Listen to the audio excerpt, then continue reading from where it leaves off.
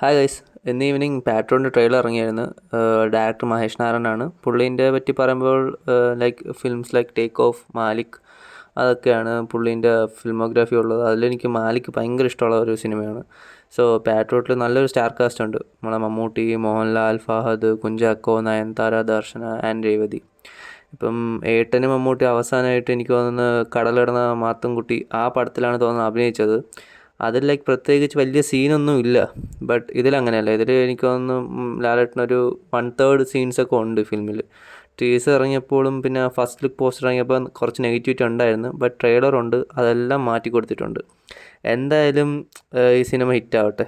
But next time ഞാൻ ഒരു പ്രതീക്ഷിക്കുന്ന ഏട്ടനും മിക്കയും കൂട്ടുള്ള ഒരു നല്ലൊരു എന്താ പറയുക, ഒരു മാസ് ഐറ്റമാണ്.